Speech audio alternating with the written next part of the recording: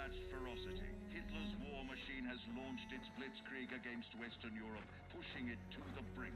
The very first Call of Duty is one of my favorite games of all time, maybe even my absolute favorite. At the very least, I consider it to be the best World War II shooter ever made, especially the single-player experience. That being said, I am not a huge fan of the franchise, though I am a bit of an apologist. I even thought Infinite Warfare was alright, or pretty good, and the game Sledgehammer developed before COD World War II, Advanced Warfare, was also pretty good, in my opinion. So, will a return to World War II recapture the old magic? Well, let's see. The campaign quickly introduces you to all the characters who are going to be in your squad.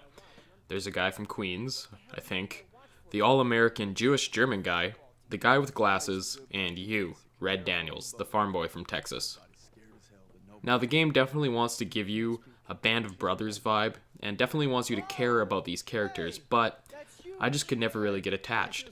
Nobody's backstory or motivations are really explored. Your character, Daniels, has some weird dream and flashback moments to some childhood trauma that I suppose he's still trying to overcome. Everyone else, however, is just one personality trait without a whole lot of development. There's also this guy, your lieutenant, a grizzled veteran who may be starting to lose it, and is the source of most of the story's conflict, becoming more and more unhinged as you fight from D-Day to the Battle of the Bulge. Other people show up throughout the game too, but I don't know if I'd really call them characters. Nobody's really all that fleshed out. So, what kind of plot do these characters go through? Well, basically it's Saving Private Ryan / Band of Brothers. Not bad, but you've seen and played it all before. The game is really at its best when the story takes a back seat for the historic battles to play out. And a lot of the time they play out very well. The environments you fight through are incredibly detailed, and while mostly gray and washed out green, do provide some decent variety. The shooting feels excellent, the sound design is competent. This game brings back a health bar and health packs, which you can pick up in the environment or get from a buddy when he's near enough and the button prompt allows you. This mechanic also gets used for extra ammo, grenades, and calling in airstrikes. It makes each battle seem a bit more like a team effort, but often your squad mates will be too far away from you to be of any help, or will be calling out for you to grab some ammo, right after you've already stocked up. It may have helped if there were some basic squad commands, or a way to take control of the other members of your squad. So, the gameplay is mostly solid, and there are moments that are reminiscent of the franchise's roots. That being said, it's far from perfect. You will constantly have orders barked at you, often something you can't do in your given situation, something you're already doing or trying to do, or something that is completely contradictory to the on-screen prompt telling you to get to cover. Get to cover. Get to cover. Hopefully you like dying to grenades when the grenade indicator just doesn't pop up, or dying from off-screen incoming explosions until you learn exactly where enemies are spawning from. And hopefully you like turret sections too, because there's lots of those. Sometimes these turret sections even happen on top of vehicles, which kind of changes it up. And sometimes you even get to operate vehicles, actually zooming out from Daniels and taking control of another character in more of a support role. These are definitely the best vehicle sections that have ever shown up in a Call of Duty game. Now that may not sound like much, but they're actually really fun. There's some decent variety too. You get to drive a Jeep, a tank, and an airplane, and in all cases, the controls are really responsive and the action is intense. The game is definitely going for a cinematic feel. And due to some incredibly rendered cutscenes and abundance of crazy set pieces that are mainstays of the franchise, as well as some blurry washed out filter on top of everything, it often achieves this. However, a lot of scenes in the game would feel more at home in a Lethal Weapon movie than a war movie. There are plenty of lame collectibles strewn throughout each level which no one will really care about, as well as some heroic actions you can perform in each level. These can be saving a fellow soldier in the grips of an enemy, or trying to drag wounded behind cover to save them, which really turns out to be more trouble than it's worth due to some unresponsive controls in these sections, making it really hard to figure out where you're trying to drag these soldiers to. This will often result in you getting killed or just backing into a wall like an idiot while your fellow soldier dies before you can get him behind cover. After this happened the first few times, I ignored it for the rest of the game. Sledgehammer introduces some really innovative gameplay elements, such as the QTEs from Shadow of Mordor, and luring small children with candy. After all, these are the guys who gave you Kevin Spacey in their last game. The game throws in a cool pseudo-stealth section, where you play as a member of the French resistance undercover. It involves a light memorization mini-game, in which you have to show the German officers your papers, and they ask you details about your assumed persona. You must answer correctly to maintain your cover. The rest of the stealth in the game is as basic as it gets: crouch to sneak around, and white indicators over enemies' heads that fill up as they become aware of your presence. The first Call of Duty tries to make you feel like you're another soldier on the battlefield, along with everyone else. You do what needs to be done to get the job done, because, well, it's your duty. It's not necessarily trying to make you out as the hero of the entire game. In Call of Duty World War II, you are literally told at some point in the story that you, and only you, changed the entire course of the war. You're also the only person who seems capable of operating AA guns, blowing up the AA guns, saving wounded soldiers, calling in airstrikes, laying down suppressive fire, which isn't really even suppressive fire until the game decides it's a mechanic for one part of one mission. Anyway, you're a one-man army, which is what I was hoping this game would try to avoid, but it's what we got. Again. That being said, modern Call of Duty is really all about the spectacle, and this game does pull that off very well.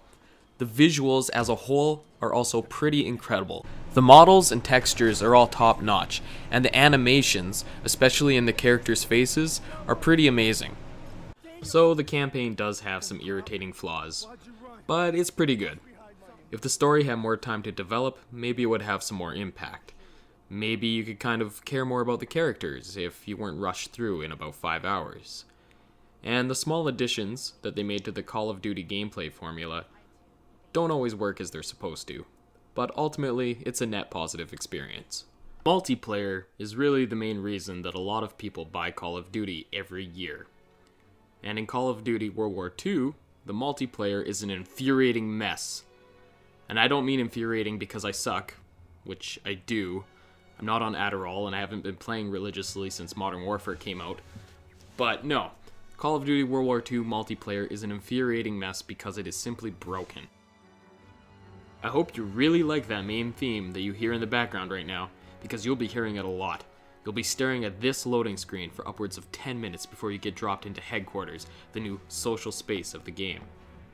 This is the only footage I could get of Headquarters with other people in it, as every other time I spawned completely alone, which defeats the entire purpose of Headquarters. And that's if you even get to Headquarters and aren't just dumped to an error screen. Any matches that I could get into either dropped me to an error screen before it was over, or froze at the scorecard, and then crashed as soon as the next match was supposed to start. The gameplay I did manage to experience is the same as it's always been in every boots-on-the-ground Call of Duty, which is pretty fun, I think. But I only managed to play about 5 matches total in several hours of just fighting with the game. I won't go into the historical inaccuracies because COD has always been a goofy arcade shooter. I won't get into supply drops because everyone with a brain already hates them.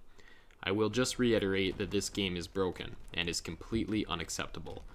Now, there's nothing wrong with a bit of a rocky launch with everyone trying to get on the servers at once, but this is something else entirely. Every time I get a different error screen. A different error screen, so I don't even know what's wrong, what isn't working. And it's not my connection. I had no problem playing any other online games after getting too frustrated to keep trying with this one. And this is all after a day one patch of over 9 gigabytes. Do you know how many finished stable games you could fit into 9 gigs? At the time I'm recording this, the game has been in this state for 5 entire days. If you buy COD for the multiplayer, do not buy this until it is fixed. This right here, this is the only time I actually managed to get to this screen, where you can actually edit your classes or your divisions in between matches and customize your soldier in between matches. I didn't know if this was even in the game for the first several hours I tried to play it, and this is the only time I've seen it. So not only do the servers not work, stuff that should just be in the game isn't always showing up or working. Oh, and how is zombies? No idea. I haven't seen any of it other than this screen. And then this screen. Same nonsense as with multiplayer. And I am not going to suffer for hours just trying to get this to work. So basically with Call of Duty World War II, you get a decent campaign and a complete train wreck in every other regard. Because of this, I cannot recommend this game at all until it is fully fixed. And I mean fully fixed. And who knows when that will be. I don't have the patience for it, not after I spent almost 90 Canadian dollars on it. I know it's Canadian dollars, so that's like 50 pesos or whatever to the rest of the world, but still, it's a lot of money to me. And if this isn't fixed by the end of this week, I think I'm going to trade it in at EB for store credit or something, because it's not worth the frustration of trying to get the multiplayer to work. And the campaign might be worth another playthrough, but I don't think so. I could just go back and play Call of Duty, the original. So, I'll give this game 4 out of 10, just for the campaign, and the potential for it not to suck had it been released in a finished and playable state. But believe me, that potential alone just isn't worth your money.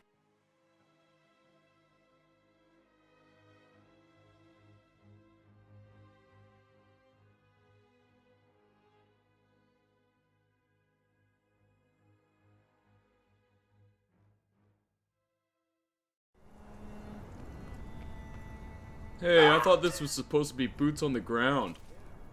Oh.